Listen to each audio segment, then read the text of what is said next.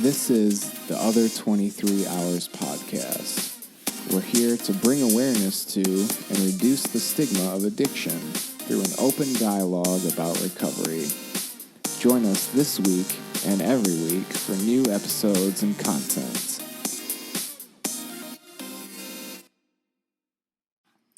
Welcome to the Other 23 Hours. We have a short for you today on timing. Timing? Yeah. So my idea around this was that things take longer than you think they are going to. Almost always. Yeah, almost always. Almost always they're going to take longer and not shorter than you think. And I wanted to put some light on this because I remember really well in the beginning when I didn't know how long things took or the processes for them, and I was learning about homeless shelters, and I was learning about rehab, and I was learning about detox and all of these different things, resources. And I was also learning how hard it is to get into them and feeling desperate to help, you. Yeah. And coming to terms with the situation. And even when you're not desperate, it still takes a long time. And it's just tricky to figure out how to use your resources as best you can. And then the other thing was that, we've had so many talks and we've made plans. We've been like, all right, so that sounds like a good thing to do. Try doing that for the next week, and then, hopefully by then we'll blah, blah, blah. And inevitably, that turns into 3 weeks. Right. And things can come up along the way that throw these things off, or for whatever reason, they just don't get necessarily followed up with. Right. So, can we use an example? Can you think of an example in the past that we made plans or that we were looking for resources or something? Even in the most recent past, it has taken, how long for you to get some resources going? So, all told, it takes at least a couple weeks to get the ball rolling on a lot of things. And it's funny too, because I was talking to someone else about this recently, and there's oftentimes with people who are in active use, if you're trying to get them, or they're trying to get themselves into a place that can help them, like a detox or a treatment center or whatever, there's a certain window of time that they're open to it and that they want to do it. And then, once you kind of pass that window, then it's a lot harder because they're just not quite as receptive. Yeah, they're not open to the idea, or that was, they changed their mind or they feel differently about it, and they're just well, this is not quite what I want to do anymore.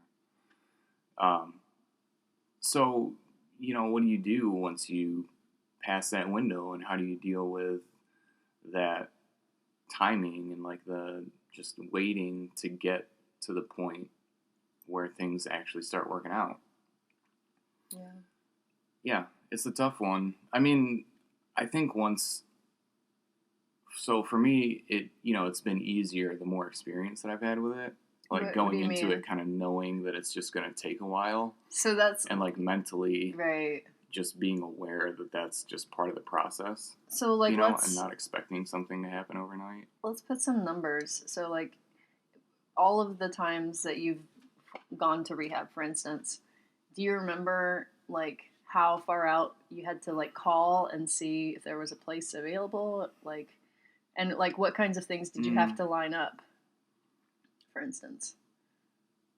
Well, I think on average it's it's taken at least a couple weeks of calling and, being interested and asking questions, and then having to go in for an assessment or an intake or whatever, and then waiting for a spot to open up and continuing to call and check in. Right.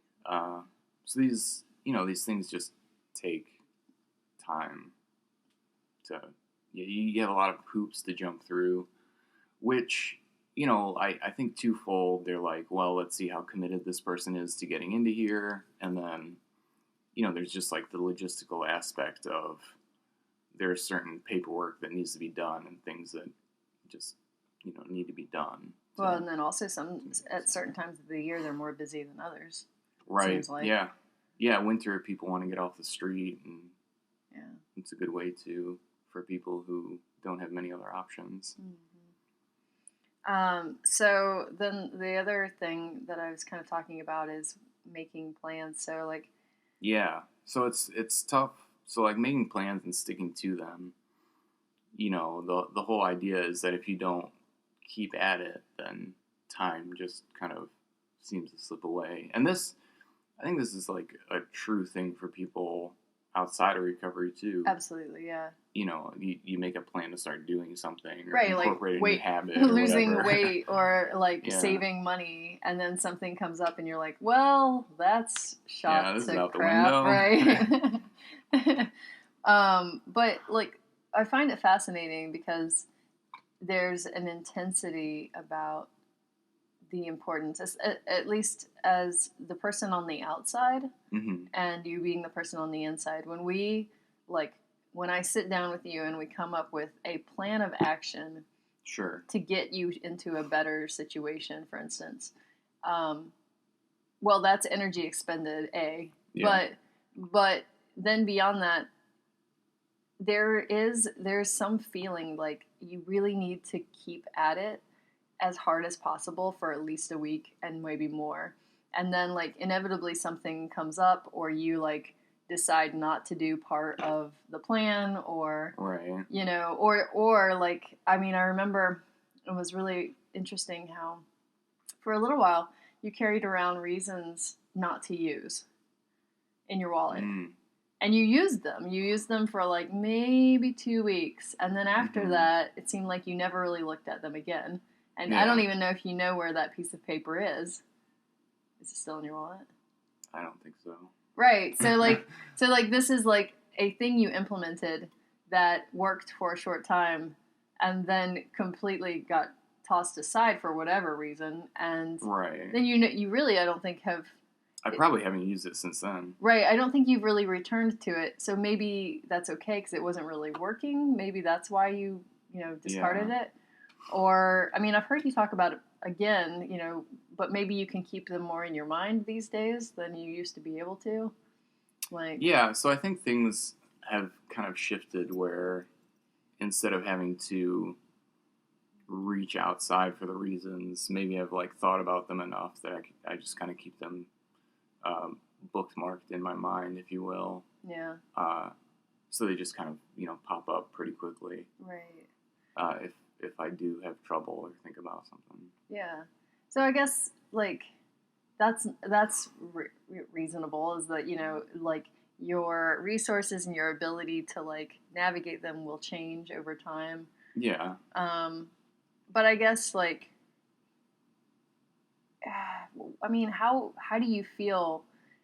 How do you feel knowing, like, we talked about this plan that we made, and you seem to think that it was a month ago. I think it might be a little bit longer than a month ago, but so it's got to be somewhere between a month and a half. Yeah, I agree with you there. So that's really not that much of a big difference. Not terribly. But like, I think, well, in my mind, I thought that like things would happen within a couple of weeks. Mm-hmm. And obviously they haven't.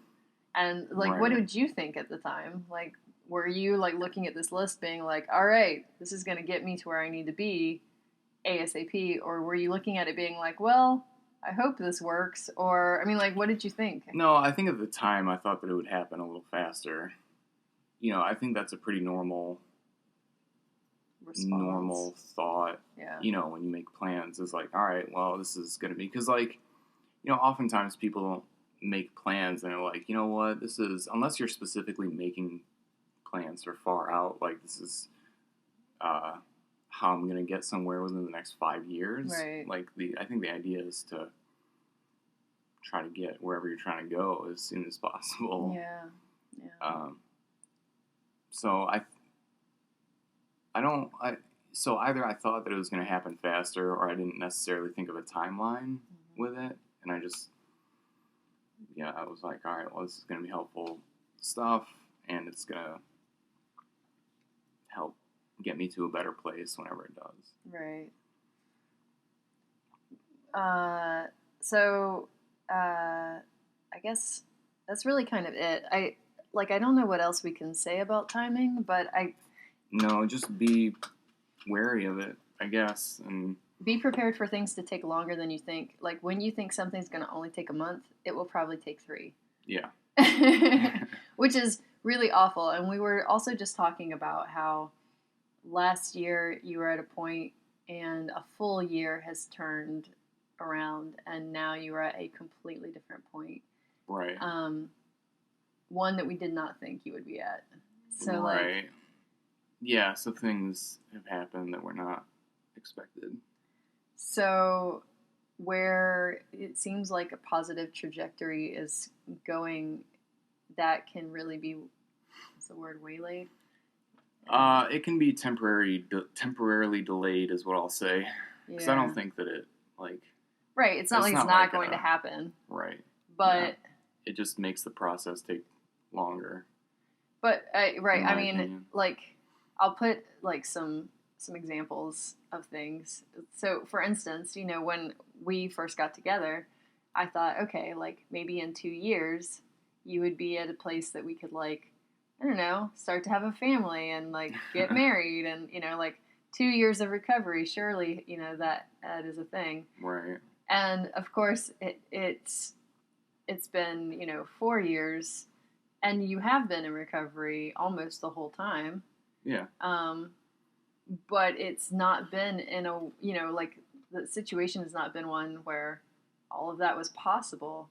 And it's not one where, like, what I thought, where it's just be like, sobriety heaven, and and all of this is like... The real life story of it is different, I think, than maybe what we think in our heads. Yeah. Yeah. Well, and I mean... that. Well, for different reasons. But if like that's, and maybe that's for another podcast, but like that understanding going forward, when you have that type of evidence, and then how do you plan your life going forward if you want to, like, because all evidence suggests that plans will be destroyed over and over again, and that things will take longer than they need to, and how, that's like, I mean, I think that's real basic too. It's like it happens with a lot of people. Yeah. So I think the takeaway maybe is to just expect things to take longer than you might originally think, but, keep at them, and then you can still make them happen, I think, quicker than they would if you just forget about them. I want to also bring forward the takeaway that on both ends, on like the person recovering and the person that loves the person outside of the recovering, like, right, the other person, the family member or loved one, I think both people have to just be willing to understand that it's going to take longer and not look like what you think it's going to look like. Yeah. Because the person in your shoes has to have the desire to keep going, and which is hard.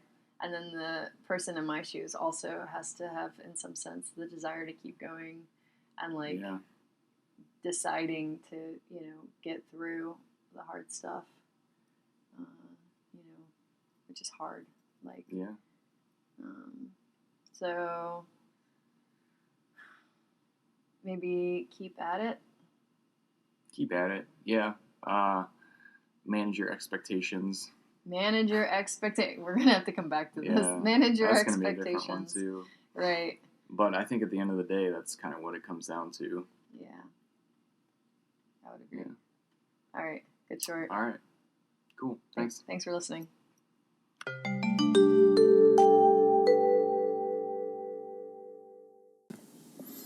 The other 23 hours is used for entertainment, informational, and educational purposes only. We are not medical professionals. None of this information should be used to treat or diagnose any illnesses. We are not legal experts and do not offer legal advice. Please consult your local physician or lawyer for your own unique situation.